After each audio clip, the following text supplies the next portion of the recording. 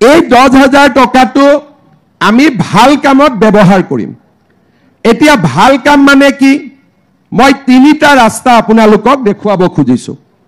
প্ৰথম আজি আমি 10,000 টকাটো পালো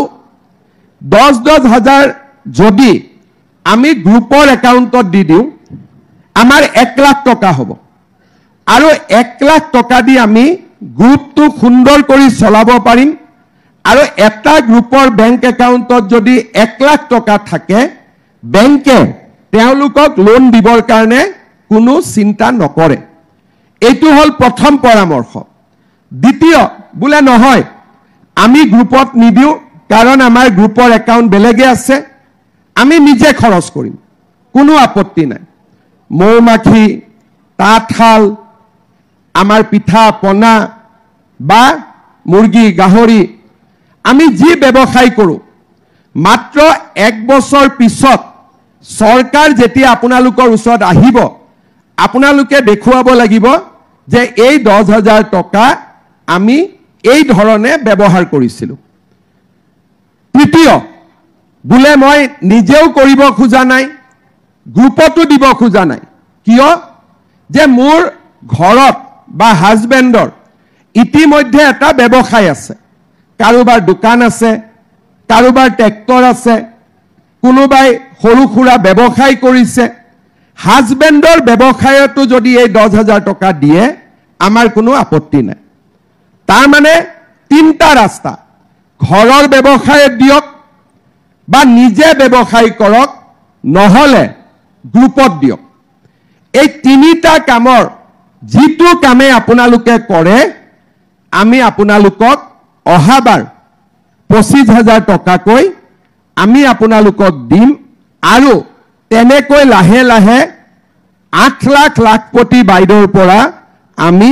40 লাখ লাখপতি বাইদেউ বনাবৰ বাবে চেষ্টা কৰিম কিন্তু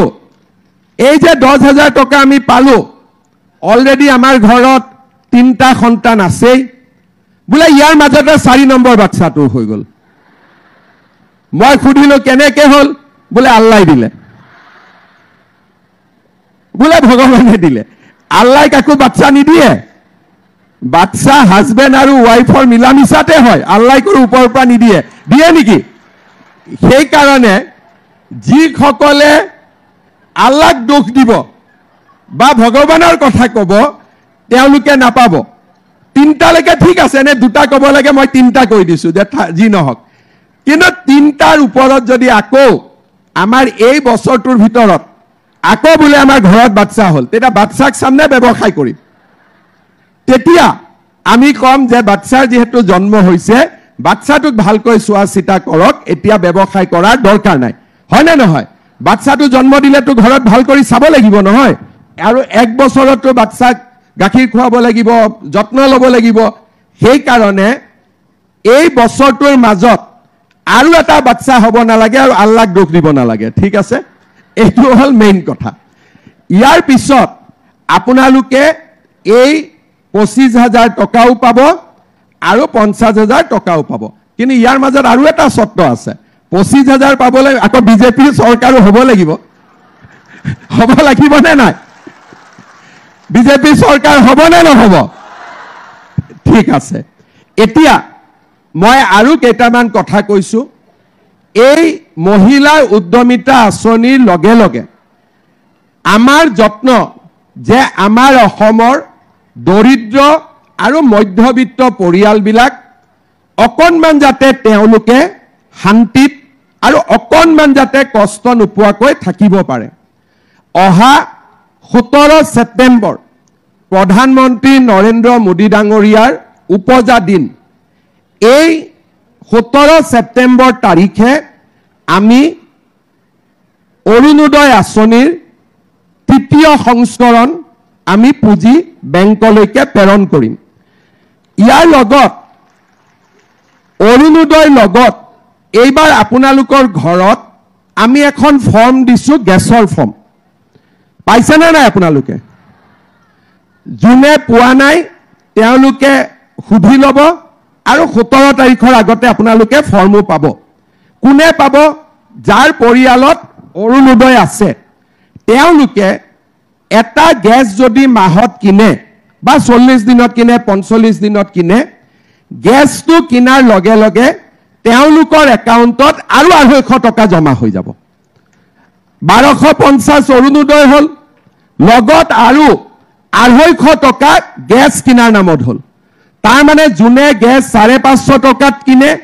হি এতিয়া গেছ 300 টকাত পাব জুনে 950 টকাত কিনে তেওঁলোকে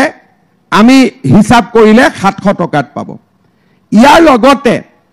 1 নৱেম্বৰৰ পৰা ৰেশন কাৰ্ড কাৰ ঘৰত আছে হাত দাঙকচোন সবৰ ঘৰতে আছে নাই কাৰ হাত দাঙক যিখিনি নাই তেওঁলোকে বুথ কমিটিক আমাৰ যোগাযোগ কৰিব আমাৰ ৰেশন কাৰ্ড আছে আমি আপোনালোকক দিয়াৰ ব্যৱস্থা কৰি দিম ঠিক আছে এতিয়া আমাৰ যিসকলৰ ৰেশন কাৰ্ড আছে 1 নৱেম্বৰ তাৰিখৰ পৰা তেওঁলোকে চাউলৰ লগতে দালি নিমখ আৰু চেনিও চৰকাৰৰ পৰা কম দামত লাভ কৰিব তাৰ মানে এতিয়া আপোনালোকে এখন লিষ্ট মনত পেলাওক এটা মহিলা উদ্যমিতাত পালো দ্বিতীয় অৰুণোদয় পালো তৃতীয় আমি গ্যাস পালো চতুৰ্থ আমি দালি নিমখ চেনিও আমি কম দামত পালো চাউল বিনামূলীয়াকৈ পালো ৰেশন কাৰ্ডখন হাতত থাকিলে 5 লাখ টকালৈকে আমি চিকিৎসাও আমাৰ বিনামূলীয়া হল কিষাণ সন্মান নিধিও পালো ছোৱালী যাৰ যাৰ ঘৰত আছে কলেজত যায় তেওঁলোকে নিযুত মইনাও পাব আৰু এইবাৰ যিসকলৰ ঘৰত মেট্ৰিক ক্যান্ডিডেট আছে তেওঁলোকক আমি মেট্ৰিক পৰীক্ষালৈকে মাহত 300 টকা কৈও আমি দি থাকিম যাতে লৰা ছোৱালীখিনিয়ে কিতাপো কিনিব পাৰে আৰু অন্তত ঘৰত গাখীৰ এগিলাস হলেও চৰকাৰৰ টকাৰে খাব পাৰে আজি অসমত বহুত চৰকাৰ আছিল কিন্তু কোনো চৰকাৰে দুখীয়া আৰু মধ্যবিত্ত মানুহৰ কাৰণে চিন্তা কৰা নাছিল মই বিশ্বাস কৰো যে ঘৰত যদি মহিলা গৰাকীয়ে অলপ হলেও উপাৰ্জন কৰে বা মহিলা গৰাকীয়ে যদি সমাজৰ খবৰ অলপ হলেও ৰাখে মহিলা গৰাকী যাতে অলপ হলেও সক্ৰিয় হয় তেতিয়া হলে পৰিয়ালটো সুন্দৰভাৱে পৰিচালনা হয় আৰু আমাৰ নাৰী সশক্তিকৰণৰ কামত আমি আগবাঢ়িব পাৰো আজি যি মহিলা ঘৰত থাকে একো কামেই নকৰে মাত্ৰ লৰা ছোৱালী চাই হিও ভাল কোনো অসুবিধা নাই কিন্তু অলপ যদি সমাজত উলাই আহে গ্ৰুপ হয় অকনমান গধূলি মহিলাসকলে লগ লাগি কিবা এটা কৰাৰ কথা চিন্তা কৰে তেতিয়া হলে আমাৰ হাজবেণ্ডৰ কষ্ট বহুত পৰিমাণে কমি যায় বহুতে মোক খুধে যে আপুনি অকল মহিলাকে দি থাকে পুৰুষকে নিদিয়ে কিন্তু মহিলা গৰাকীক দিয়া মানে টকাটো ঘৰলৈকে যায় পুৰুষক দিলে টকাটো বজাৰতো খৰচ হ'ব পাৰে কিন্তু মহিলা গৰাকীয়ে 100 টকাৰ 100 টকাই কেতিয়াও নিজৰ কাৰণে খৰচ নকৰে পৰিয়ালটোৰ কাৰণে খৰচ কৰে আৰু মহিলাক দিয়া মানে পৰিয়ালটোক দিয়া পুৰুষক দিয়াৰ মানে 100% পৰিয়ালটোত নাযাবও পাৰে কিন্তু মহিলাক দিলে 100% পৰিয়ালৰ তাত টকা যাবই এই কথাখিনিৰে আমি আজি দেখা পাইছো আৰু অসমত যেতিয়াৰ পৰাই মহিলা স্বাৱলম্বী গোট আত্মসহায়ক গোট আৰম্ভ হৈছে তেতিয়াৰ পৰা আমাৰ সমাজতো নেতৃত্ব লোৱাৰ কামতো মহিলাসকল বহুত পৰিমাণে আগবাঢ়ি গৈছে আমাৰ সমাজখনো সুৰক্ষিত হৈছে আজি যোৱা 4টা বছৰত মহিলাৰ বিৰুদ্ধে অপৰাধ কমিছে মহিলাক সন্মান কৰিছে মানুহে আৰু আমাৰ ৰাজ্যখন সুন্দৰ কৰি আগবাঢ়ি গৈছে